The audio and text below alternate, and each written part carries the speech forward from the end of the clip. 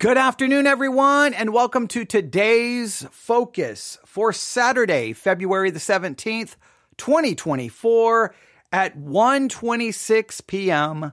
Central Time. Now, it's Saturday, February the 17th.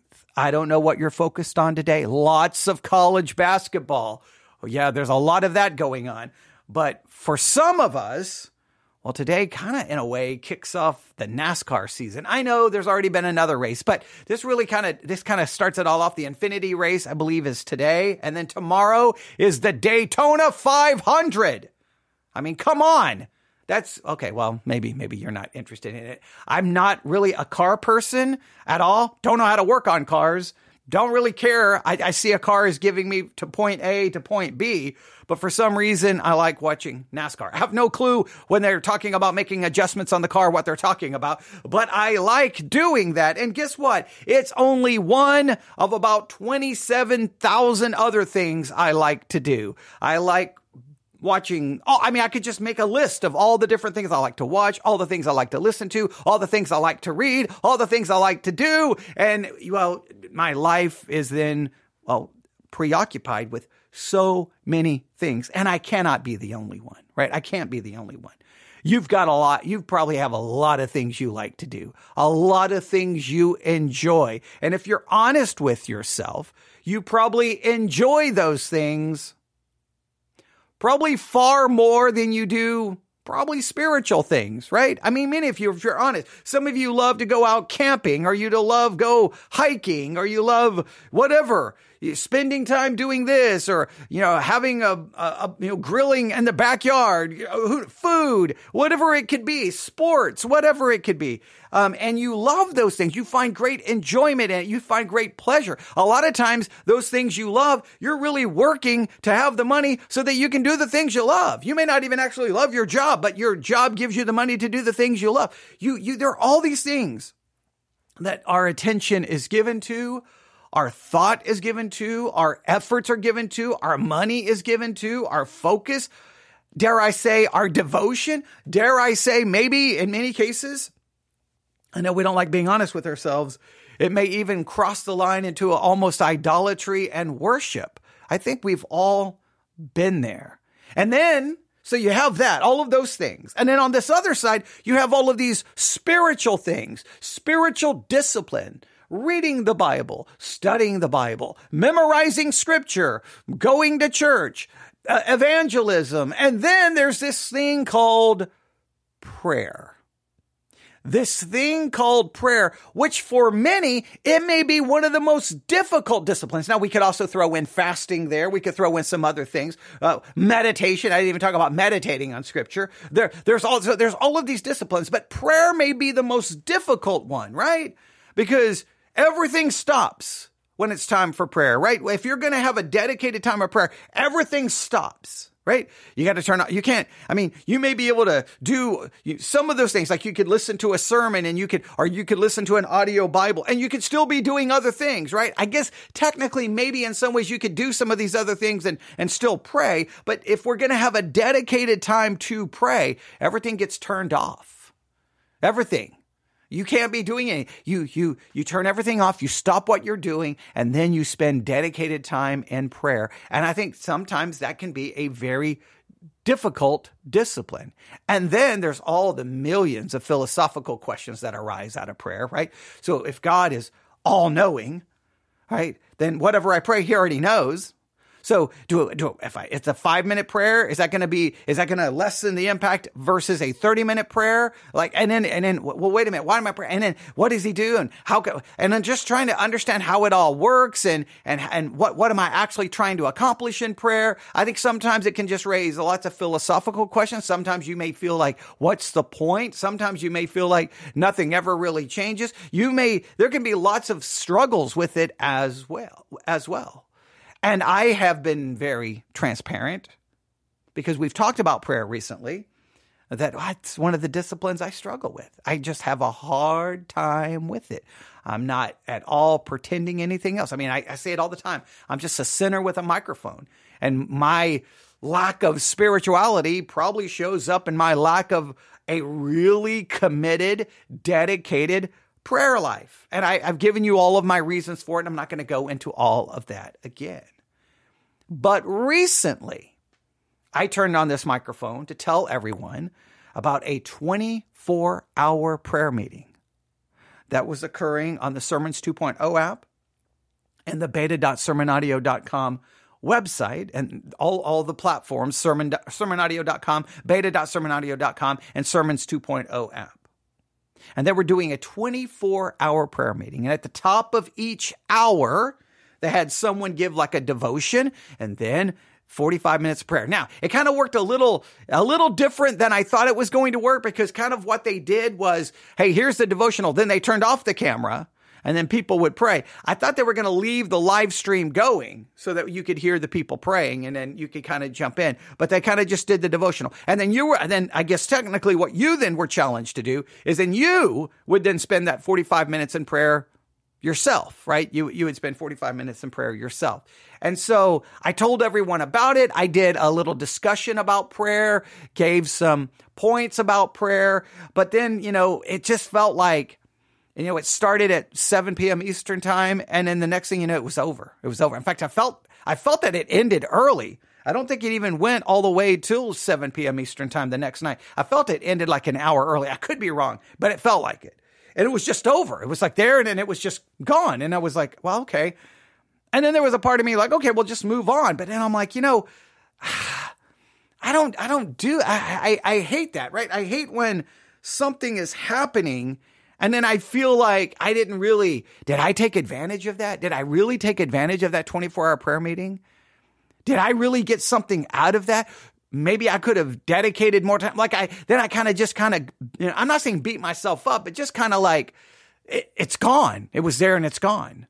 So what can I do with it? What can I do about it? What should I have done? And so I've been thinking a little bit about prayer, trying to figure out what I can, hey, February 2024, there was a 24-hour prayer meeting. Now, how will that 24-hour prayer meeting in February impact me in June or July or August? Like, will it have any lasting impact beyond right now? And I do that with so many things, right? I mean, I've got all kinds of books around me. Right? I've got Come and See, The Journey of Knowing God Through Scripture. It's sitting right here. I have also right here in front of me, I have The Doctrine Which Ye Have Learned, an Advanced Bible Study. All right, so I have that right here. Then one of the listeners sent me this book. If I can grab it, it's way over here. Okay. God Granted Daily Devotions from C.F.W. Walther. He's the one who wrote the book that we worked on Law and Gospel. I have that right here. I have study guides, and then I could start picking up. I mean, I've got countless books. And guess what I think about every time I have a book and I look at it or I read it or I think, I think about it? So is that going to have any impact on me beyond the immediate reading of the book? Am I going to do anything with it? Is it going to impact me, 2025, 2026? I sometimes do the same things with all the sermons that we listen to and all the sermons we hear. Do they have any lasting impact on me beyond the sermon? I mean, millions of people will go to church tomorrow. They'll walk into a building.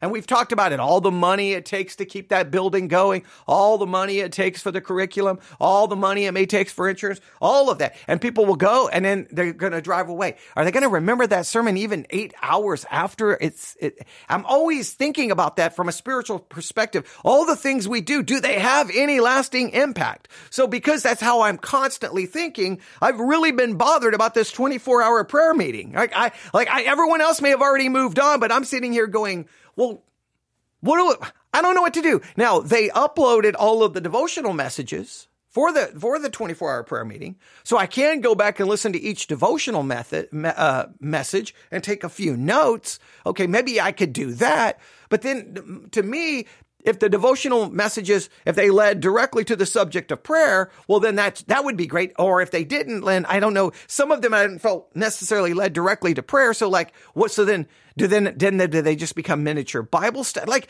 I don't know. I start struggling. So then I'm like, you know what? I don't know what to do, but I'm going to start trying to spend a little bit more focus and a little bit more time on prayer. So here's what I want you to do.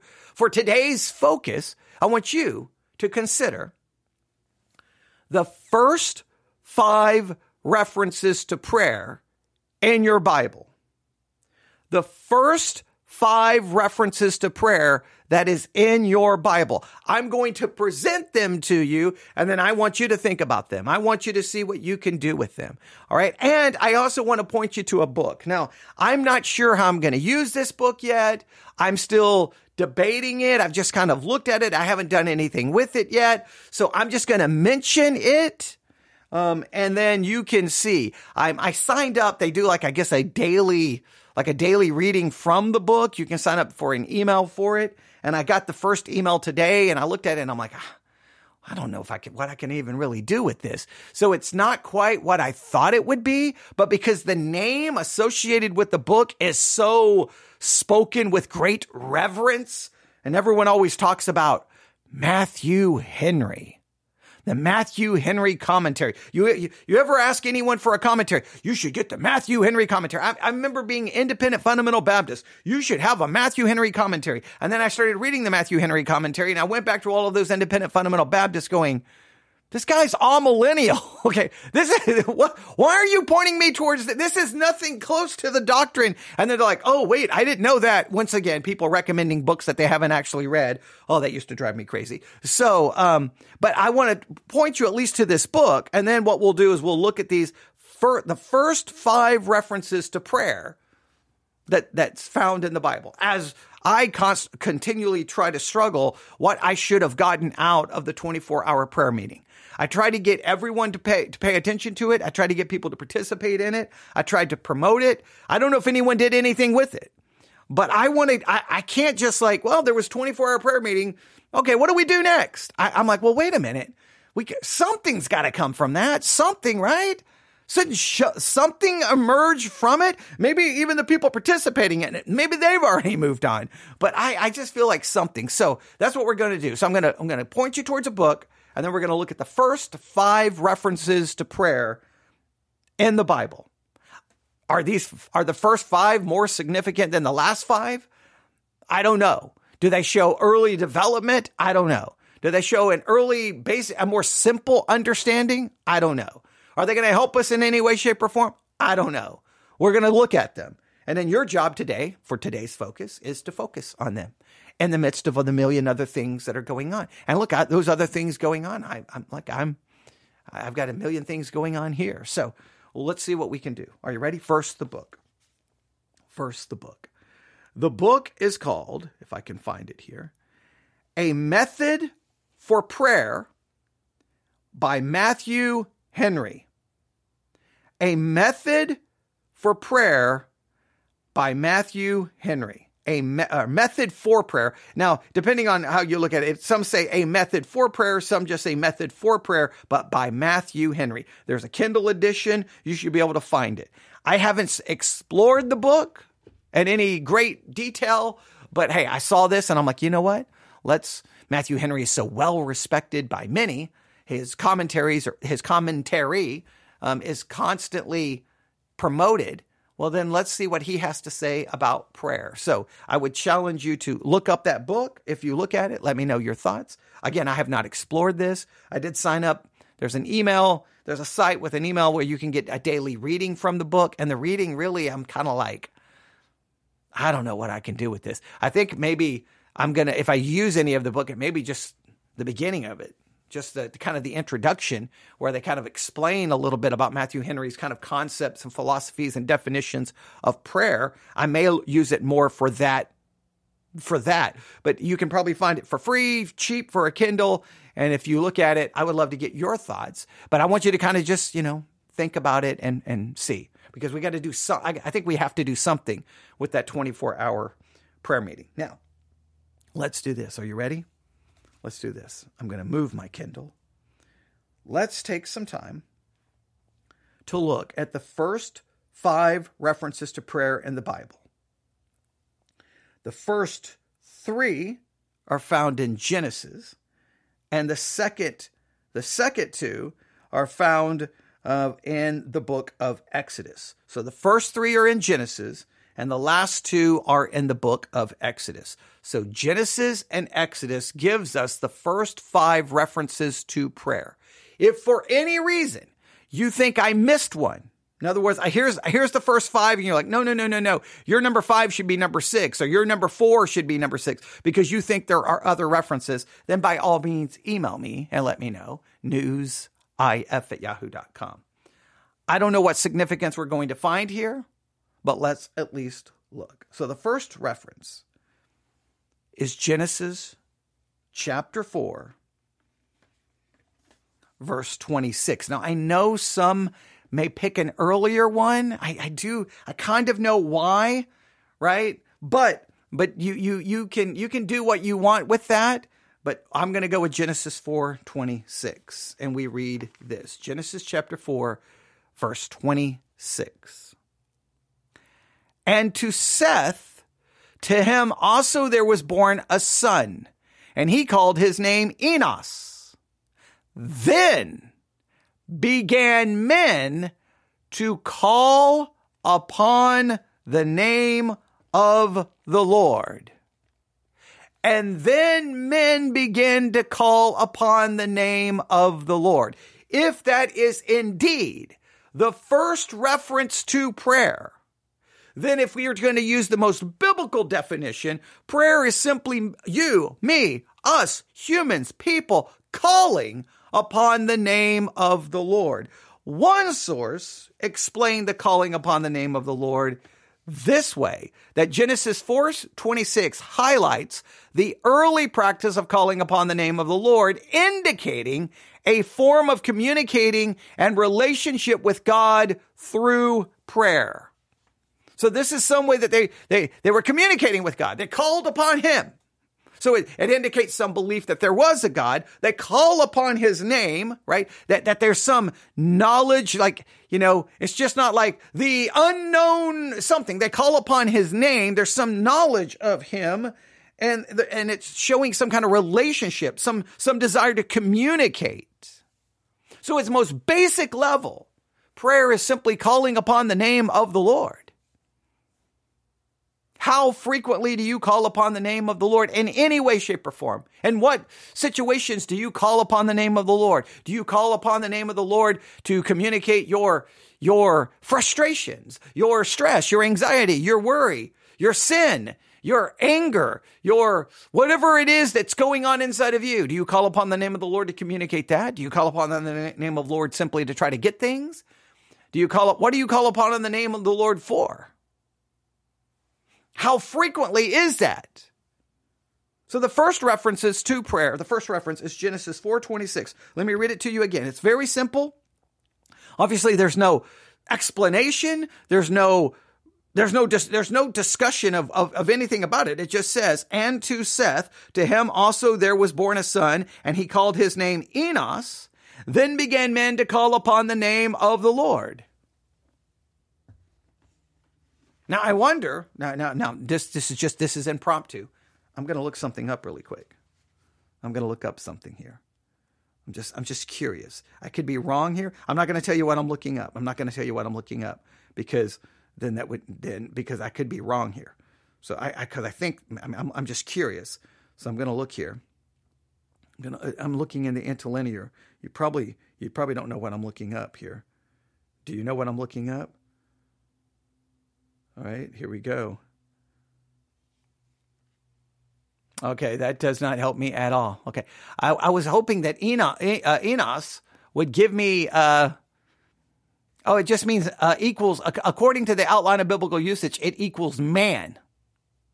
It equals man. So the focus is, if you look at it, if it equals man, if his name Enos equals man, if that's what I'd have to look up various sources to see if that's true. If his name in a sense means man, then you kind of get a play on word, kind of a little play on words here. Seth, to him also there was born a son, and he called his name Enos. Then began men to call upon the name of the Lord. Enos, again, if his name means man, or men, it represents then men then begin to call on the name of the Lord. I thought maybe it'd have some connection to calling upon the name of the Lord. It seems to have more of a connection to men. Humans begin to call on the name of the Lord. And that seems to be a simple definition of prayer. In some ways, I wanted the first reference to have more, like I was hoping it would be more profound. I was hoping it would be something like, wow, I never noticed that the first reference of prayer kind of just tells us everything. But in some ways, maybe there's a beauty to just how simple it is. Just call on the name of the Lord. Right? Maybe there's something, it's just that it's that simple. We shouldn't complicate it. Right? The next reference, according to this, is Genesis chapter 20. Now, see, once again, I think there could be some others, but okay. Genesis chapter 20. Hang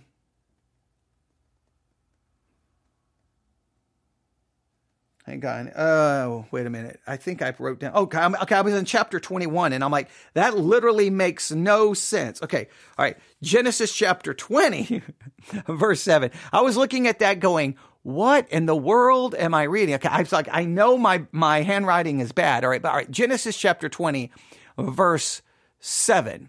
Now, therefore, restore the man his wife, for he is a prophet, and he shall pray for thee, and thou shalt live. And if thou restore her not, know that thou shalt surely die, thou and all that are thine.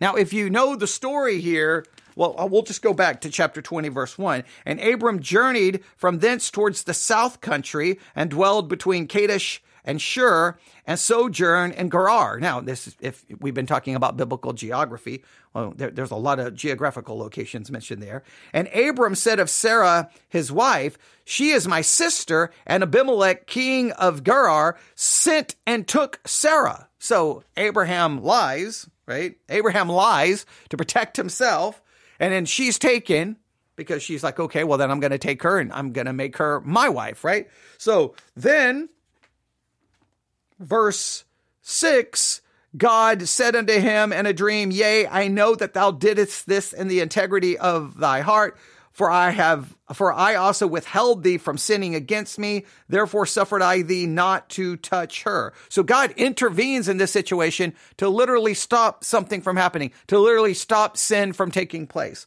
Now that, from a philosophical standpoint, that always baffles me and confuses me. Because if God can step in there to stop sin from happening, God could step in and he could have stopped David from sin from happening. He can stop me from committing sin, but he doesn't. Okay. But so in this context here, then it gets really weird. Abraham failed in a sense. He instead of risking his life, he kind of just puts his wife at danger. Right. So, but then notice what happens. This is so confusing. Now, therefore, so then God is telling Abimelech, okay, now this is what you need to do. Restore the man, speaking of Abraham, his wife, for he is a prophet, and he shall pray for thee. Wait a minute. It's the prophet who failed, and now he gets to pray. Why is Abraham being looked at as the morally superior one? He's the one who morally failed, I think, in most of our minds. I think so. But he shall pray for thee, and thou shalt live. Now, so the first one just simplifies prayer. It's just calling upon the name of the Lord. This one now gives us a key element to prayer, all right? According to one source, all right? God instructs Abimelech to have Abraham pray for him, illustrating the intercessory nature of prayer and its role in seeking God's intervention and mercy. Intercessory prayer. This is about interceding. Intercessory prayer, if I can say the word correctly. This is the second. This really is the second reference to prayer, and we already see that. Hey, intercessory is a very key element of prayer. You should be praying for other people. Now, here it seems it's really weird, right? Because you're like, wait a minute, why would Abraham be praying? Because he's the one. Like, it seems weird, right? But we can set that aside and you can have that kind of discussion all day. But I think it does get us to consider this is a key element of prayer. right? Do you call on the name of the Lord? It's very simple, very straightforward. And then do you intercede? Do you practice intercessory prayer where you're praying for other people? Are you? Who have you prayed for today? Who have you prayed for? Who have you prayed for? Have you prayed for governmental leaders? Have you prayed for your kids? Have you prayed for your spouse? Have you prayed for your pastor? Have you prayed for a ministry? Have you prayed for your neighbors? Have you prayed for your coworkers? How much time have you engaged in intercessory prayer today? That's very simple and very straightforward. So our two references to prayer, first, it gives us a simple idea. Just call on the name of the Lord. Second, it tells us, now it's a weird story and you can struggle with I struggle with the story. I'm like, wait a minute, why is Abraham praying for the guy? Okay, Abimelech should be praying for Abraham. Okay, hey, Lord, help this guy who is so cowardly that he will just give up his wife to someone to take her and be like, well, got to protect myself. I mean, like, why is he praying? The whole thing is yeah, we could get into a whole discussion about that, but it does show about prayer. All right. Third reference, Genesis chapter 25. I'm going to make sure I'm in the right chapter. Genesis chapter 25, verse 21. Genesis chapter 25, verse 21. And Isaac entreated the Lord for his wife because she was barren, and the Lord was entreated of him, and Rebekah, his wife, conceived. Now, the King James uses the word, and Isaac entreated of the Lord. Entreated of the Lord. Now, I am going to look up this one. I am going to look up entreated because I am curious. I'm going to go Genesis 25. I believe it was Genesis 25. Okay, hang on. Let me look here. Yeah, Genesis 25, 21. I'm going to go down to verse 21. I'm going to put and entreated. It's all one Hebrew word. All right. It means this. Here's the Hebrew word. Strong's H, 6279.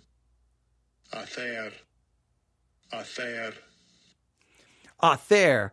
Now, it's interesting to burn incense in worship, to intercede, right?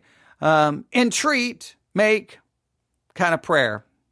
So the outline, to pray, entreat, supplicate, to pray, entreat, to be supplicated, be entreated, to make supplication, plead. So the main thing is you're coming to God, you're pleading, you're entreating God, you're coming to God asking for something, but it's still the intercessory nature is there, right? It's kind of there. The interceding is there because look at what is happening. At 25:21, and Isaac entreated the Lord for his wife. It's still the interceding and praying on someone else's behalf. That's the part that's there. That's the part that is there. So the first reference makes it simple. Calling upon the name of the Lord. That simplifies it. And I think we don't want to ever complicate it more than that. The second two references has someone praying for someone else. Well, for whatever the circumstance is, intercessory prayer is absolutely then a key element in prayer. Out of the references, out of the first three references, two of them is someone praying for someone else, not praying for themselves. So out of the first five references to prayer, we've looked up three, and two of them is intercessory prayer. Two of them is that. That's what it is. So guess what? That seems to indicate. Now, I'm not trying to make more out of the fact that these are the first five references, but it means if I'm going through the Bible and I'm just trying to learn, like, okay, I'm going through the Bible and I'm going to look at whatever topic is presented to me. Well, this topic of prayer. Okay, I'm going to follow the topic of prayer through the Bible going in some kind of order. Well, we're clearly going in some kind of chronological order here to some level. Now, I know Job would fit in there. Okay, you get the idea, but going through at least Genesis and the order it's presented here, we're three references in, and what we see is praying for someone else. praying for someone else. So, how much time do you engage in intercessory prayer?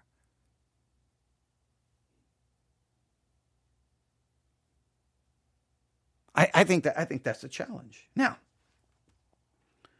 let's do this. Let's go back. Let's look at, so we got Genesis 4:26. We have Genesis 27. We have Genesis 25:21. Let's go to Exodus.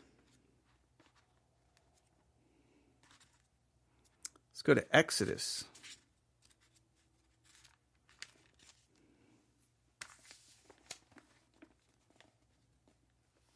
Okay, Exodus chapter 14, verse 15. Now, I still think there's some other references that should come first, but okay, these are the references that have been chosen, at least according to some sources, all right? Exodus, I still think that there's other things that would clearly at least allude to prayer, but this is Exodus 14:15, and we get these words. And the Lord said unto Moses, wherefore criest thou unto me? Speak unto the children of Israel that they go forward. All right? Now, and the Lord said unto Moses, wherefore criest thou unto me? Now, according to one source here, God instructs Moses to take action instead of just praying in the face of the impending threat from the Egyptian army. This teaches us that while prayer is important, there are also times when God expects us to take practical steps in response to our prayers. Now, okay, I don't know if that's what we should learn from this. And the Lord, so if we kind of get some idea here of what's going on, if we look at Exodus 14:10, let's get a little context here. Well, we'll go to verse 9.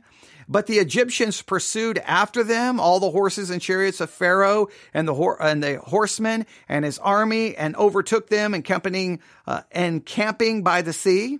All right. So the Egyptians are pursuing the children of Israel as they leave Egypt. And when Pharaoh drew nigh, the children of Israel lifted up their eyes, and behold, the Egyptians marched after them, and they were sore afraid. And the children of Israel cried out unto the Lord. And they said unto Moses, because there was no graves in Egypt, hast thou taken us away to die in the wilderness? Wherefore thou hast dealt with us to carry us forth out of Egypt. Is it not this the word that we did tell thee in Egypt, saying, let us alone, that we may serve the Egyptians? For it had been better for us to serve the Egyptians than that we should die in the wilderness. And Moses said unto the people, fear ye not, stand still and see the salvation of the Lord, which he will show you today. For the Egyptians whom you have seen today, you shall see them again no more forever. The Lord shall fight for you, and you shall hold your peace. And then the Lord said unto Moses, wherefore criest thou unto me? Speak unto the children of Israel, and go forth. But lift up thy rod and stretch out thine hand and the sea. So it's almost as if God's like, hey, stop crying out to me. It's time to move forward. It's time to go. So they put forth the emphasis on, hey, this is teaching that there's a time to pray and there's a time not to pray. I will say this. Maybe there's truth to that. You can have your own discussion about that. I will say that once again, though, it demonstrates an intercessory type of prayer, right? Because guess what? Moses is interceding for the people. He's interceding God. He's entreating God on behalf of the people. He's coming to God on the behalf of the people. So once again, it's intercessory prayer. So that would be three. That would be one reference that gives us a simple understanding of what prayer is, calling upon the name of the Lord. Then Genesis 27, praying for someone. Genesis 25:21, praying for someone else. And Exodus 14:15, it clearly would be praying for someone else. Now Moses would be involved in that because he's being impacted by this, but still he's praying for the people of Israel. So this seems to be indicating at least these 5 references. I still have a hard time. There's other references to prayer earlier on in Genesis or in Exodus. There has to be. So I don't know if these are the first 5, but okay, we'll go with these. We'll do our own work. But this at least gets us started. Let's go to the next one, Exodus 32. Exodus 32. Exodus 32, verse 11. Right? And Moses besought the Lord his God and said, Lord, why doth thy wrath wax hot against thy people, which thou hast brought forth out of the land of Egypt with great power and with a mighty hand? Wherefore should the Egyptians speak out and say, for mischief did he bring them out to slay them in the mountains and to consume them for the face of earth? Turn from thy fierce wrath and repent of the evil against thy people. Remember Abraham, Isaac, and Israel, thy servants, to whom thou swearest by thine own self, and said unto them, I will multiply your seed as the stars of heaven, and all this land that I've spoken of will I give unto your seed, and they shall inherit it forever. So this is once again Moses interceding on the behalf of the people. So here's what we have. The first 5 references that we have given to us according to one source, I still think there's earlier references, but that's okay. Or not earlier, but other references other than these first 5 that would come before some of these. We have Genesis 4:26 simplifying what prayer is. You're simply calling on the name of the Lord. But Genesis 27, Genesis 25:21, Exodus 14:15, and Exodus 32:11 through 14 all show those 4. So 4 out of 5 show us that prayer is intercessory prayer for other people. You're involved in intercessory prayer. You are praying for other people. Other people, that God would forgive them. Other people, when someone falls into sin, do you ever go to God and say, Lord, I pray that you would forgive them. I pray that you would restore them. I pray that you would help them be restored back to a position of usefulness. Do you ever pray for other people to be forgiven? Do you other pray for other people to be restored and to washed and be cleansed and to find peace and to be able to rest in the mercy of God? Or do you spend more time talking about them? This is Moses interceding to God. He's interceding to God on behalf of the people. Hey, God, forgive them. Turn your wrath from them. Don't destroy them. Show them your mercy. Remember your covenant that you made with them.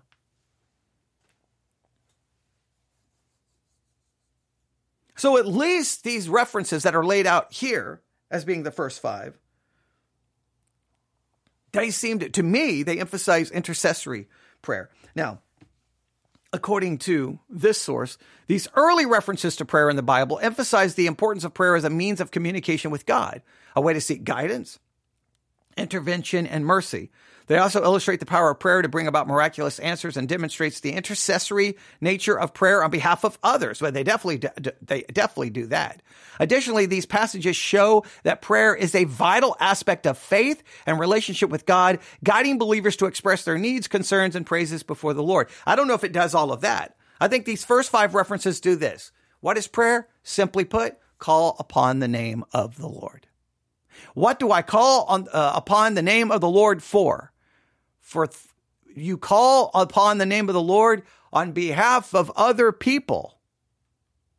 You put other people first. I think this force immediately demonstrates that prayer serves as a spiritual discipline so that you take your eyes off your needs, your wants, your desires, your problems, and you put your focus on God and you focus on other people because you're commanded to love others as you love yourself, and you're commanded to put others before you. Prayer is a spiritual discipline that you stop focusing on yourself, you focus on others, and you put their wants, their needs, their desires, their hopes, their situations before your own. That's what the first 5 references of prayer does for us. Call upon the name of the Lord on behalf of other people. Intercede for them. Intercessory prayer, praying for others. Praying for people who have fallen into great sin, who may deserve judgment, that they will be forgiven. That God will show mercy to them. Not for them to be destroyed, not for them to be embarrassed, not for them to be humiliated, not for them to be broken. Now, can you do that? What if that person has sinned against you? What if that person has hurt you? Come on. Think of a situation where someone could hurt you.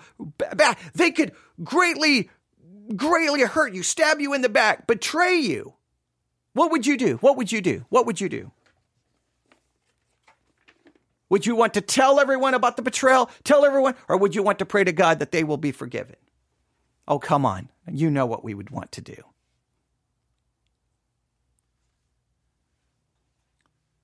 Today's focus are the first 5 references to prayer. The first 5 references to prayer. Now, I challenge you to go from Genesis 4, well, you can even go before it. Go Genesis to Exodus 32. And if you see earlier references to prayer, okay, now maybe some sources try to just pick things that they think are more explicit about prayer. Others may clearly imply prayer. They clearly may imply it, but maybe they're looking for that which was much more explicit. So you can tell me what you find. But if you find other references, what do they show you about prayer? I have a feeling, and now that I'm thinking about it, I think mostly, at least early on, prayer seems to be much more,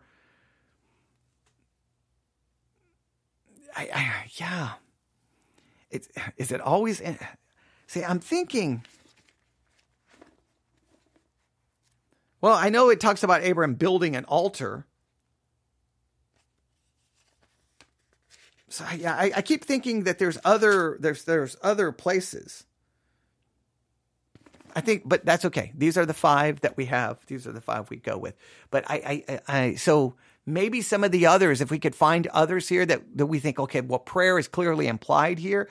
But I think these are maybe picked because they're much more explicit. So, but we can at least take from these 5 references. These are early references. Prayer is simply calling on the name of the Lord, and it's calling on the name of the Lord on behalf of other people. Intercessory prayer is the key aspect of prayer in these 5 references. The first one just identifies what prayer is, and the other 4 shows that you're praying for other people, or that they're praying for other people. And I think that means then prayer, can you say, well, what's the point in prayer? Well, there you can clearly see the point in prayer. You're taking your time, you're sacrificing your time. You're sacrificing your focus. You're sacrificing your effort to put other people before you, praying for their needs. You may even be praying for people who've committed great sin that may be even impacting you. Moses could have been pretty upset going, you know what, God? These people are doing everything wrong. They're putting us all in jeopardy where we could all, Lord, don't forgive them. But no. Even though the Israelite sin may even be putting him in a difficult situation, maybe even in jeopardy, he's like, well, I mean, obviously their sin is going to delay him from, even if he would have made it into the promised land, it's going to delay him from even seeing it. Well, guess what? He still prayed and interceded for the people.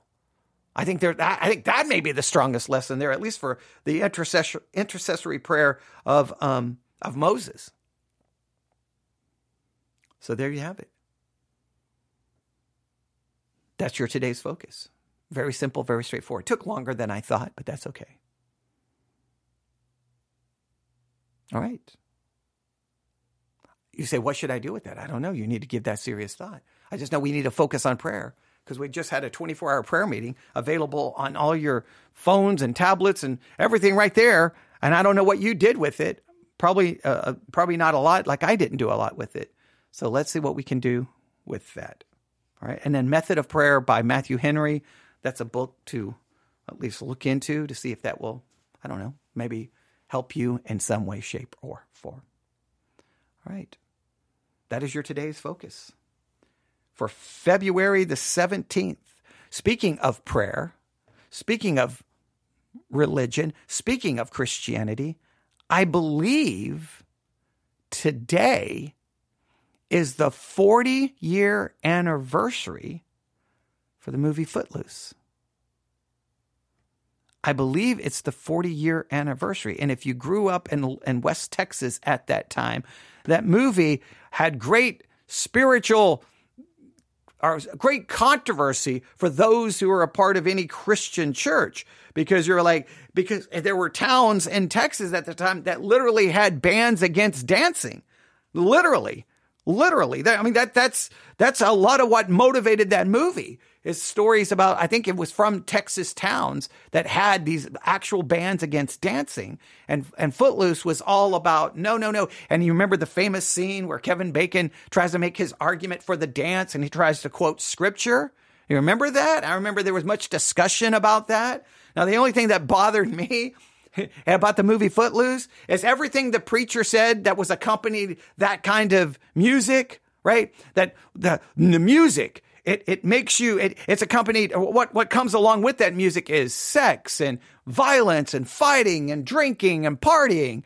Well, in a roundabout way, even though Kevin Bacon had some scripture that talked about dancing, if you think about it, even before the movie is over, the preacher is kind of proven to be right? Because all the kids who listen to that music are having sex and they're drinking. And then even what happens at the final prom scene at the end, there's a fight. Okay. So like, in some ways I'm like, you're not helping your cause. Help me out here. Right. Because I hated all of those rules and the hatred of music in small West Texas towns.